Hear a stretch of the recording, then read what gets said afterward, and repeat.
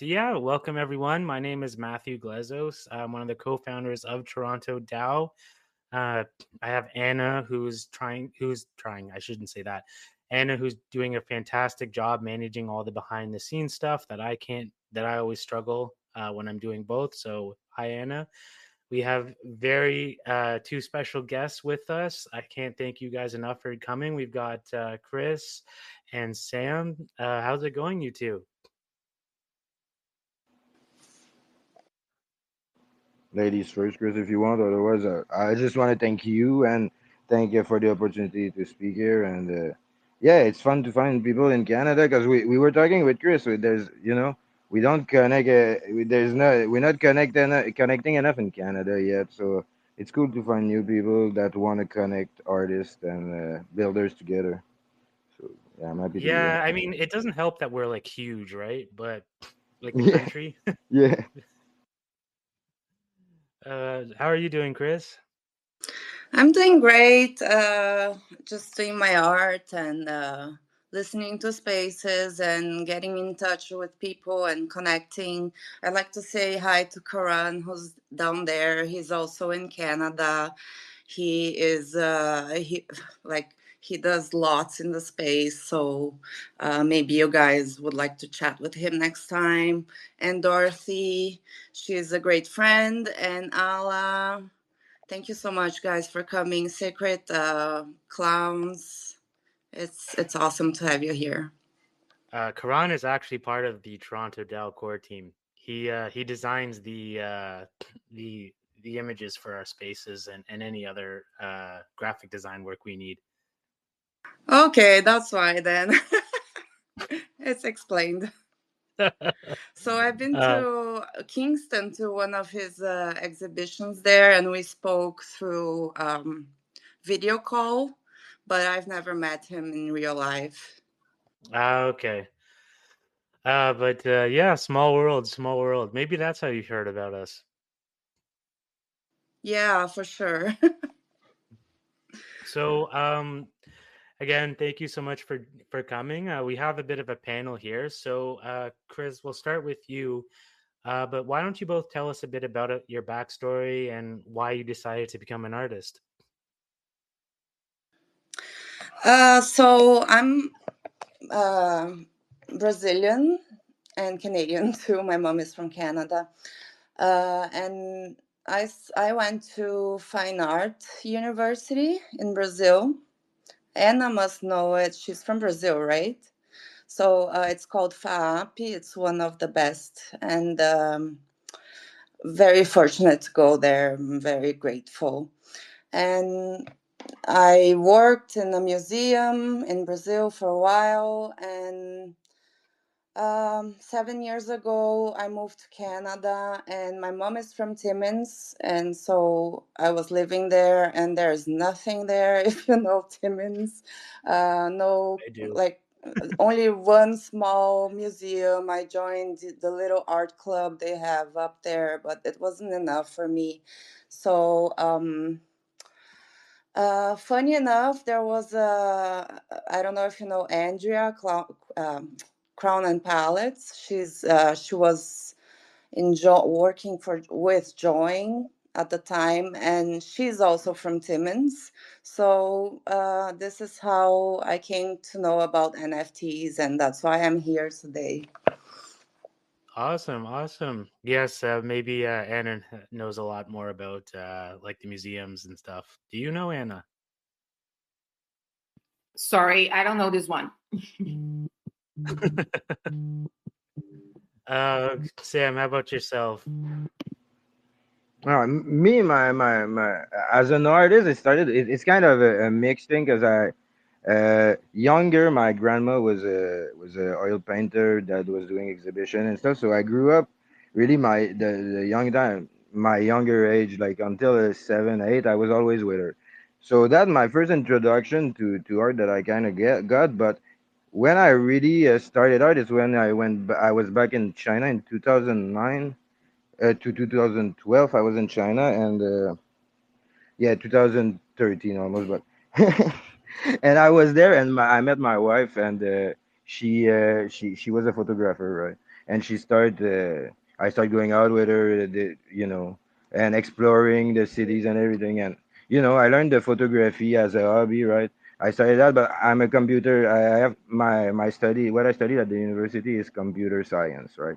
So I have a computer science and I had photography. So I had two background that joining Web3 was amazing to me. So in 2017, I joined on the more crypto side, and on the developers, I started doing smart contract, learning like that technology, right? And until 2021, I was pretty much a collector until 2021 when I started showing my photography to people, start putting the collections out.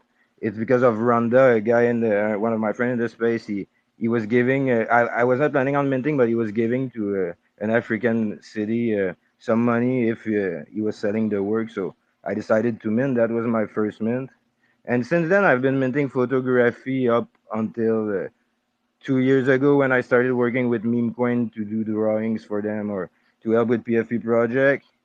I came back in the art scene here, like in January this year. I came back really full time, bringing awareness to artists, and but I always did. Like I have since I opened that's my second account, and since I opened it in 2021, I think I just shared about artists' works and bring awareness to artists. So yeah, uh, my and then I started exploring. I explore art all the time because that's the magic of Web3. It makes me explore a lot of medium, discover a lot of style. I really like exploring. I'm going out of my comfort zone. Art is like yeah, it's that to me. I don't know if it replies to the question. Good. Pew pew pew. Actually, yeah, that was great. You kind of already asked my answered my second question too. So I guess Chris, this is mostly for you. Like, why? Like, you have a lot of traditional artwork background experience. So why the transition to Web3? Yeah, exactly. Because I was in such a small town for such a long time.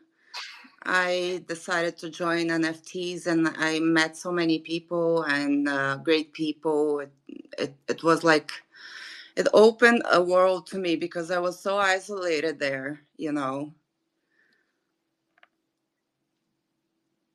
So yeah, that's why. And I moved last year and I've been going to museums. I volunteered for the biannual last year. But still, I can't, like, my friends are here now and I just love this so much. So, yeah, that's why I joined. Awesome, awesome. Yeah, I mean, I just speaking out of personal experience, not with artwork, but just getting into Web3. Um, this was like 20. I've been in crypto about since 2018, and that's when in 2019 I started really trying to be more involved in the community. I reached out to one guy who introduced me to another person who introduced me to Bitcoin Bay. And then, of course, COVID happened. So we hit a bit of a pause on the meeting people situation. But like literally the moment the restrictions were lifted, the community was back again. And I continued to meet more and more people. And of course, with Toronto DAO, with these spaces, I get to meet new guests every week. And at our events, I meet so many amazing people, both in and out of Web3. So, yeah, I kind of know what you're talking about. Like, it's just these are your people now. Yeah, it's like a big, huge family, and with like the same interests, and it's just awesome to be talking about art and all day long. I do need to work though. Karan I is tired of listening to that because till now I didn't do anything, but I will. yeah, unfortunately, it's work is the unfortunate reality of stuff, but bills are important to pay, right? We all have to eat. Um, so right now AI is growing. I myself work in AI. Some of it is kind of cool. Like I developed my own website, but it's also controversial, especially in the art scene. I don't know if either of you saw this. There was this sort of convention going on, and some they got viral because they suspended a booth because they were just showcasing AR artwork. So I'm not sure about you, Sam, but I'll alter the question for you. But for Chris, you seem to have embraced it though, and you kind of put it into your artwork. How did you just do that? What did you decide to do that, and how did you do that? Yeah, so I have mixed feelings about AI. Um, but right now I'm in a moment that I love it. I actually use it like for collages. I don't use just the raw image, so I get to prompt lots of images and then I put them all together and I do my art. Sometimes I use it as reference and I just do my art digitally. But in the beginning it was weird. I was just amazed with those images. I had no idea what it was. uh, I said, "Oh my God, art has changed," and then I got to know a little better and experiment a bit, and I started to wonder if I could do the same thing, but by hand. So I started to do my collection, which I called Party Mix. It would be like one side AI and the other side digital drawing, and I didn't even know digital art. So I was learning as I went, and it was fun once I saw the results, and I would just keep it like that. Maybe I can share something up on top so you can see. But yeah, I use it as a tool and I have nothing against it. I take it like, oh, AI is like, it scares so many people because it's a mystery. It must be like when photography came and all that, like it's a different thing. And I also made a big thread about that a long time ago. Maybe you want me to share it. Yeah, I'd be happy to give that a read myself. For sure. I related with art history because I also did a course on art history in Brazil. So yeah, it's all related. Yeah, that's awesome. And Sam, I'll alter the question for you. But like, what's your take on like AI entering the artwork scene? Because even as a photographer, you're seeing like AI pictures, and while it's still a little bit obvious sometimes, it's getting better. Like a couple years ago, an AI generated photo would have been super obvious. Now I feel like you have to give it a bit of a serious look before you notice it. Yeah, but AI to me is a really good tool because, like I say, I'm a dev too, right? So AI, I've been utilizing it for like a lot of debugging and all those stuff. I think AI is amazing for that. I think AI is amazing for reference picture for the artwork, and I know it's getting totally far. It's getting like you cannot recognize. Sometimes I can't recognize even myself, and I've been doing photography for a while, and there is some like even the image now for the project I have, I'm generating those GIFs, right? I don't usually I would draw them, right, and draw all of them, but right now I'm gonna be honest. When it's a GIF for a project, I with the time I have, I utilize AI for that. Now you can animate and like I like the evolution, but I was against it for the longest of time though because from the dev side and the artist side, it took me a long time to get into AI, but when I started to use it as a tool, yeah, I love it. I love it. Yeah, for a dev side, I'm like an amateur developer, and like I'm helping my friend build his like he needs just a basic website for people to sign up. And even I'm just like, look at me now, like look at me do this. And if I have a problem, I'm just like, hey, Chat GPT, do this. And they're like, sometimes it does a bad job, and other times it's like, yeah, I got you. Totally. And this morning I discovered the agent function. I just discovered it this morning on ChatGPT. I was on the computer. Usually I'm on the phone. And if you click agent, you can ask him to do task. I ask him because I ask him to go in a compiler online and start fixing the code so it work in the compiler, so I don't have to debug that part. And that's a new function I have to explore. But it's going fast and it's evolving. Like it's crazy now. They have an agent on GPT. I don't know. Next year, we're like everything's gonna be done in a second.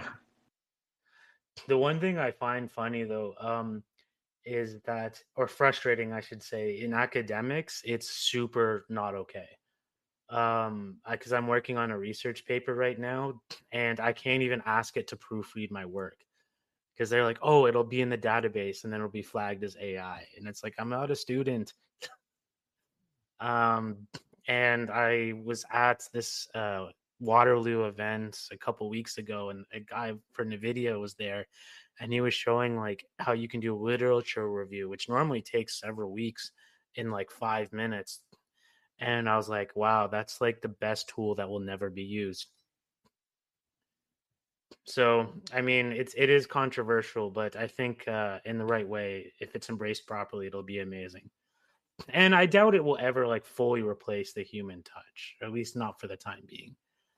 Uh, Fully against putting those in robots though, because that's how Skynet happens. Oh yeah, I'm against that too. There's too many movies saying that's a bad idea.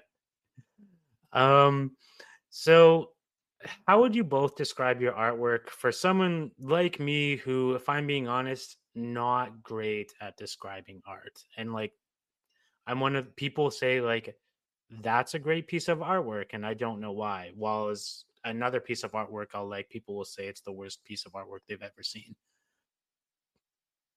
So I don't know what I'm talking about, I guess is the long story short of that. So how would you describe your artwork for me? My art, you mean? I'm Both. puzzled. Yeah. Okay. Um, Sam, you can go first. All right. Fair enough. Uh, but my art went from photography to now I've been exploring everything. So my new account on Tezos that I did, it's really exploration. So I went from animation. I learned with Clip, frame by frame animation. I put my drawing there. I put like paint explore like it's paint pouring stuff.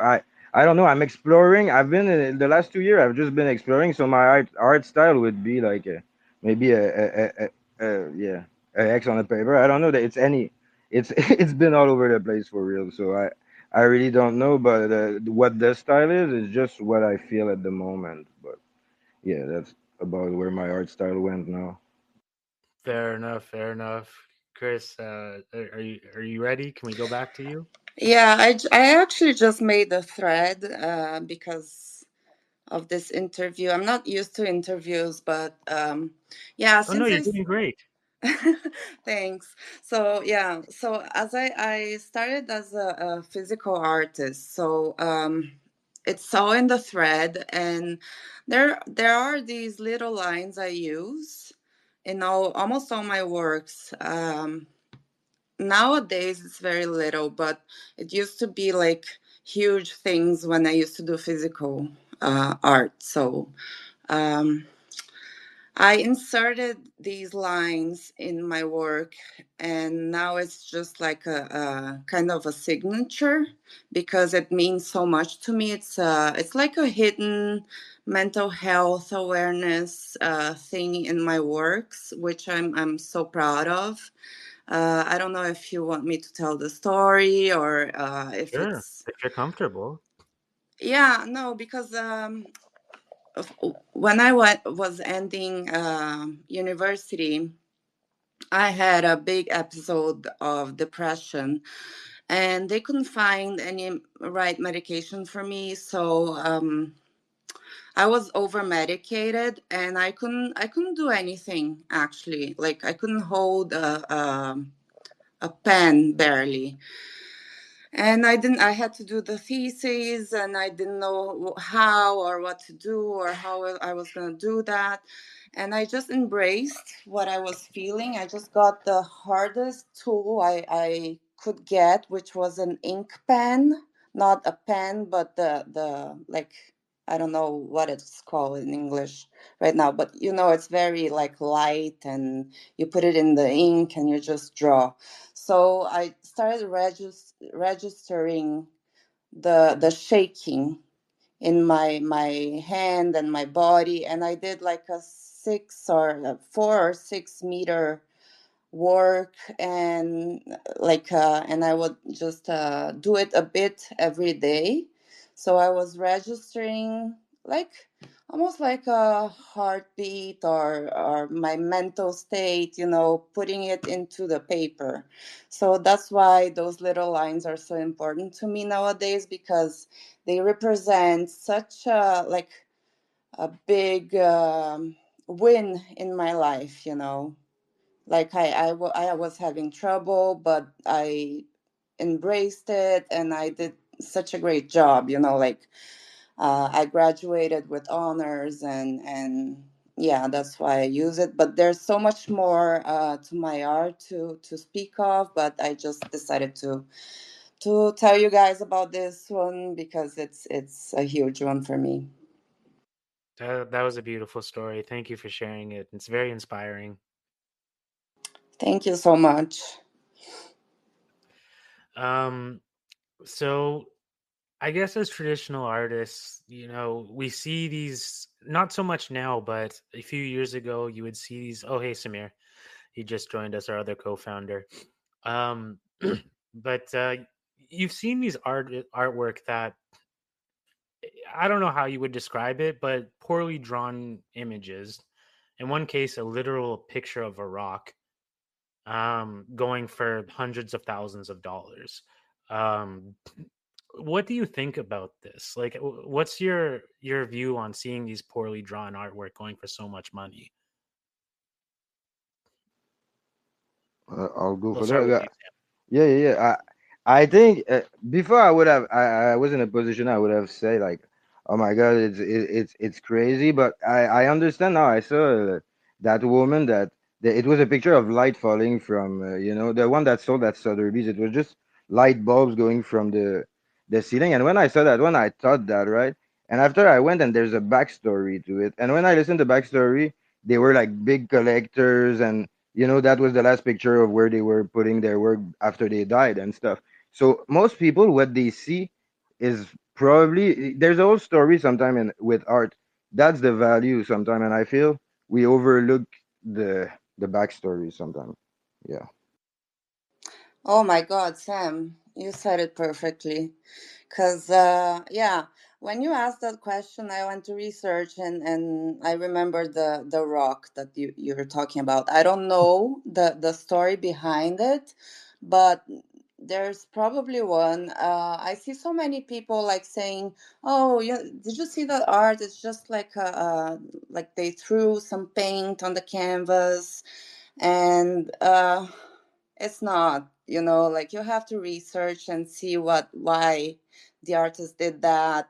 If you go to like the abstracts and how it began, first it was a tree, and then the tree became horizontal and vertical lines, and then after that the canvas became like a bunch of squares with yellow and red and blue. I mean, for me it's like, it's discovering gems if you go to the backstories and research all that. I don't know how it happens nowadays. I'm like looking into history, but it's probably that, or it has to do with some amazing story. um yeah, it always has to do with some amazing story, unless, I don't know what to say. Because there's also like, oh, I know somebody who knows somebody who knows somebody, and that's why they collect, so it's hard to tell sometimes. Yeah, I get the backstory too. That's obviously important. So, like, my favorite piece of, well, the only piece of artwork that I currently own is of the Baffin Islands. For those who don't know, it's these islands in the north of Canada, like really north. Nothing lives there. And my grandmother painted it at an art class with like 30 other seniors doing the same thing. I'm sure it's a copy of a painting of someone who did it famously first. And there's probably, considering it's part of an art class, there's probably thousands of copies out there. but it was painted from my grandmother, who's no longer around, and so it's special to me.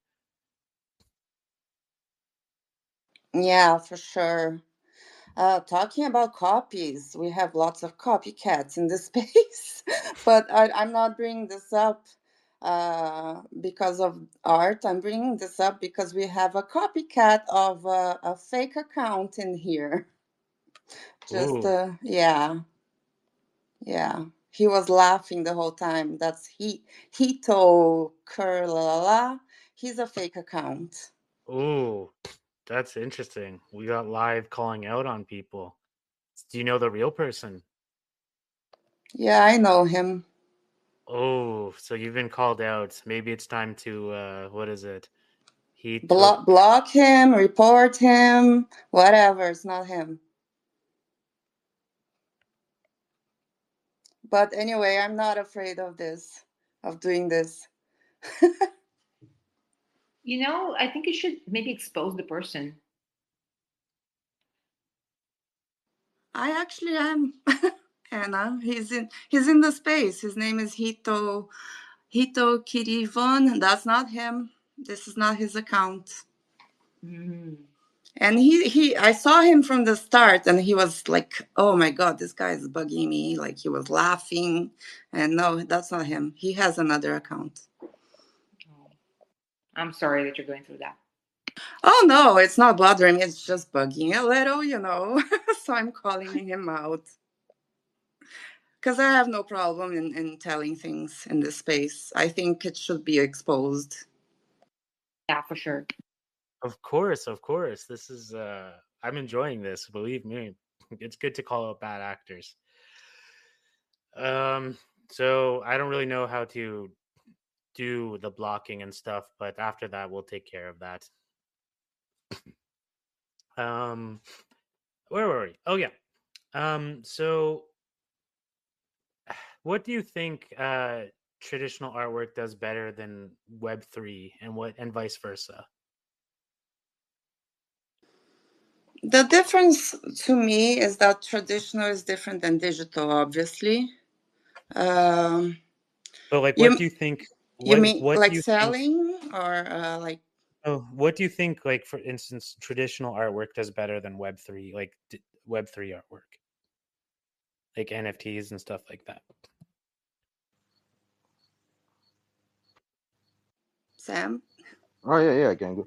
But what I feel is the web to the physical art have that technical knowledge and background attached to it that you can have in the digital world. But I mean, it's more of a journey to get to where they're gonna show their work, and it's more of that journey. And digital work with AI right now, like there's a lot of amazing digital artists. I'm not, but I think digital art it's less tangible, and I think with years, there's gonna be some digital artwork that gonna end up disappearing, some IPFS service that gonna go. So I feel digital art is amazing, but I feel physical still my go-to. Like I collect a lot of physical work. I appreciate it a lot. Yeah. How I about you, think Chris? yeah, I think there's a fusion. Like digital is being more and more used in the real world, like in some galleries. There is in Toronto that place. I think it's called. Is it Lighthouse? No, it's not Lighthouse. Oh, they had Banksy there. They had Van Gogh. I think with lights and all that. That's digital in the real world, and I might be saying a bunch of weird stuff that's not true. But No, you're good. You're good. yeah, so that to me is digital in the real world.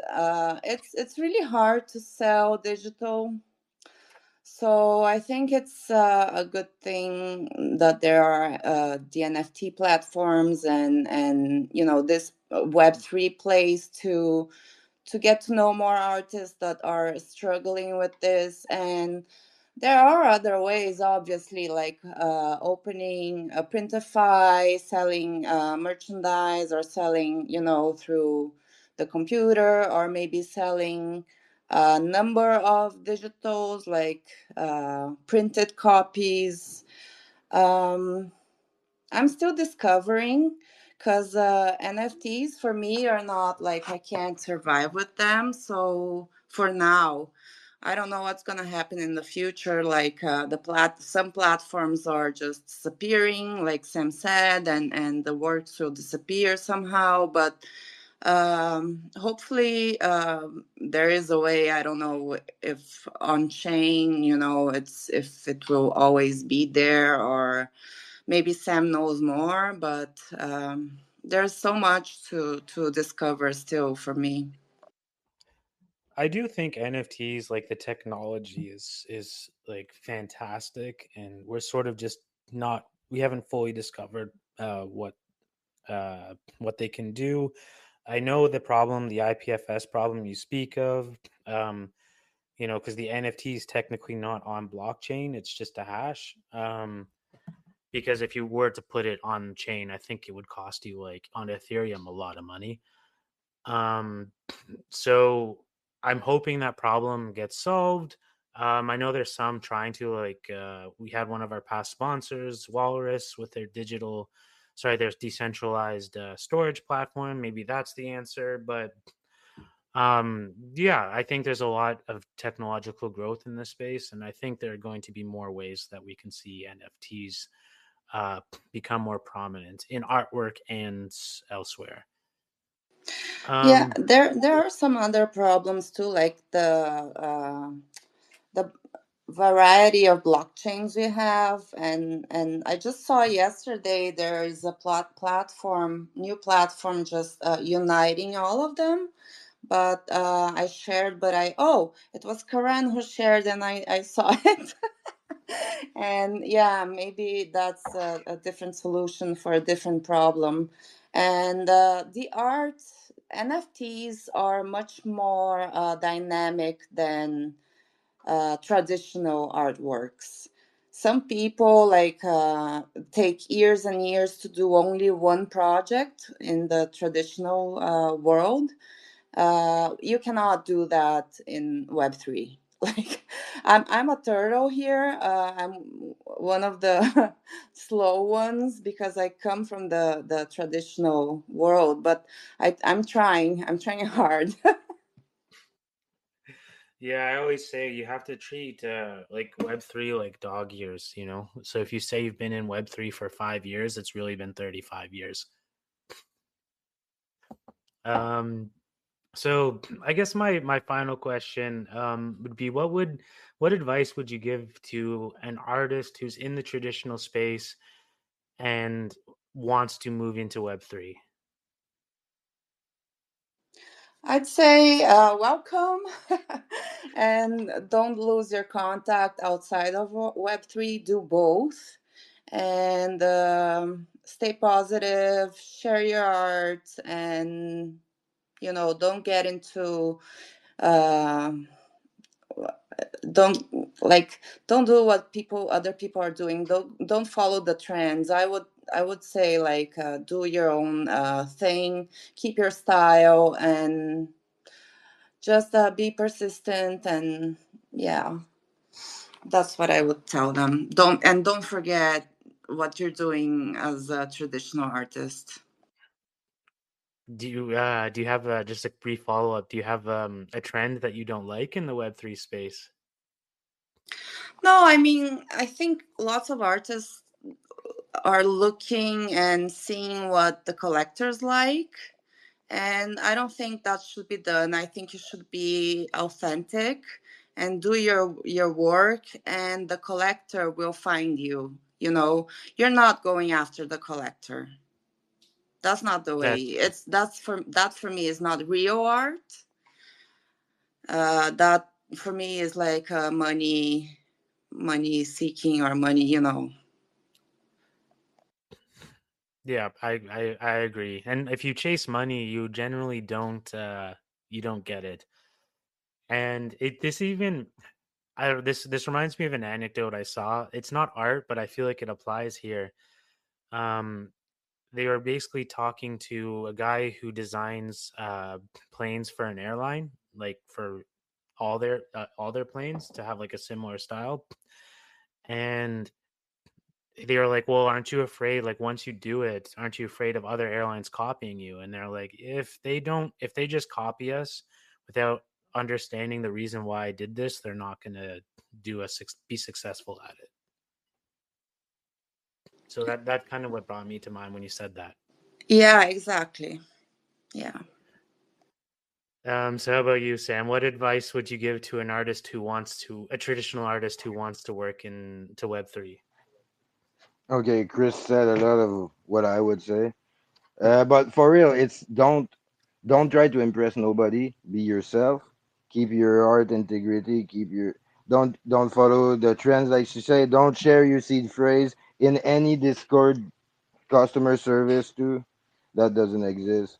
And other than that, no, you just be you, because that's what we're missing a lot of the realness in this place, because now it's a game of selling to collector and impressing collectors. So I agree totally with Chris on that, and I think there's people that are not doing that though, and there's group forming that are not doing this. So I think we're gonna bring back Wang Me one day, but no, for real is that I feel, yeah, don't identify to any group because it slow you down. Don't be yourself and be friend with everybody. That's the secret.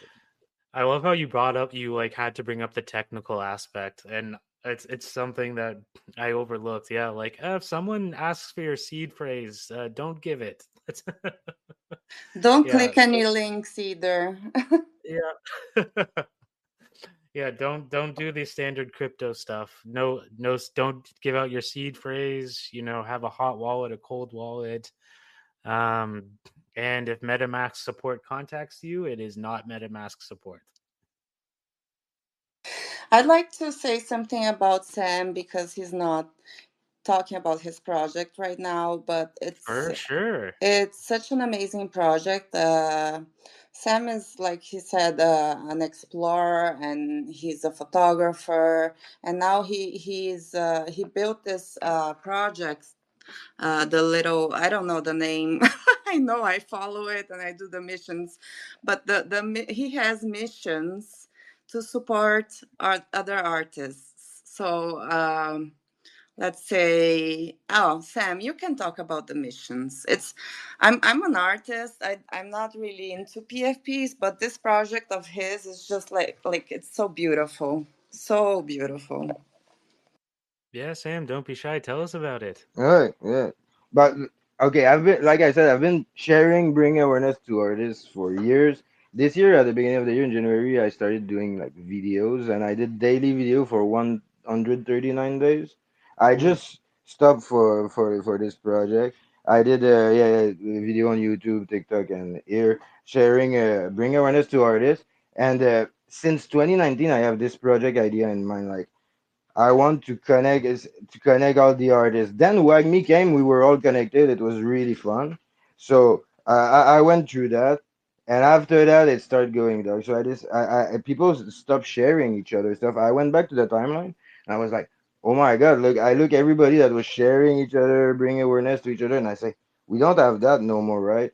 So I decided to start that project where I collected over 20,000 NFT artwork since I'm in the space.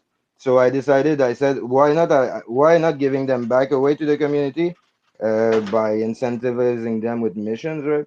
So I do daily mission that you can complete, bring awareness to other artists. It's gamified, like we had a bingo, things like that. And if they complete the mission in the first 24 hours, they get free artwork from the vault for what I collected from different artists.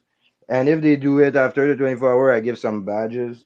So yeah, I just try to bring awareness back. I try to bring sharing back, and that's the way I'm trying my shot at it. But yeah, that's it. That's about the project Wow, that's right now. amazing.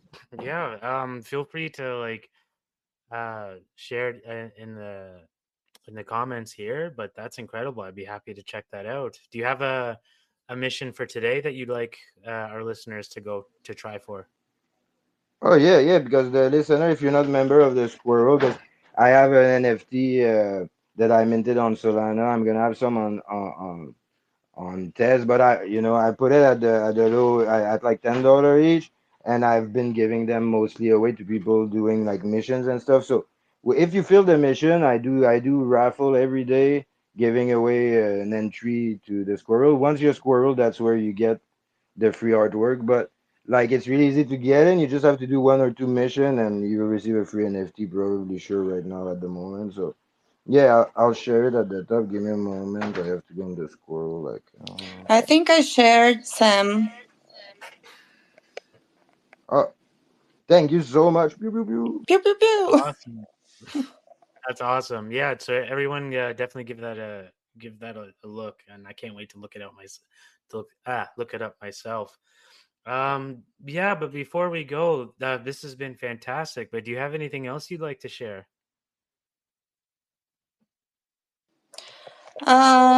No, I don't think so. I'd like to thank you so much. I was so surprised and so honored to be invited for this space. And I was super kind, and I was so amazed. She's from Brazil too. I cannot wait to meet you guys. If you can, anytime, I'm like available. Um, it's She gonna be knows great. all the Brazil hotspots too. Oh, that's awesome. Now I'm extra happy. And just No, a big shout out to Sam and also to you guys. Uh awesome space. Thank you for inviting me. Thank you for no, accepting the invitation. it's been great having you. This has been great. We've had some like art themed before, but this is like a very heavily art one, and I loved every minute of it. And I also like the name of it, Beyond the Canvas, Exploring Art in Web3. It's awesome. Awesome name. Love it. I think Anna and Karan collaborated on that name. Yeah, we always collaborate, but this one I came up by myself. Oh, good job, Anna. But yeah, thank you so much. Anything you'd like to add, Sam? About the same thing. Thank you all for having me. It's really nice meeting you guys. I like to connect with more Canadian always. I want to thank also the people that came in the room that I know: Sashelka, Ala, BZ, Phoenix, Stroke, Sacred, Sketch, and Dorothy. Much love to all of you. And fake Ito, I'm gonna say it to I to you because even if you're fake, you're Ito face. So. Anyway, but uh, for real, thank you all for that. It was amazing, and yeah, I'm happy I discovered Toronto. Though. I'll look more on your Yeah, website and stuff. yeah. So thank you so much. And thank you all for our new listeners. For those who are new, please don't forget to follow us at Toronto DAO. We do have a space every Thursday at 2 o'clock, same time. So yeah, don't forget to follow us. And my name is Matthew. I'm one of the co-founders of Toronto DAO. And thank you so much for all joining us. I'll see you all next week and have a good weekend. Bye bye. Thank you.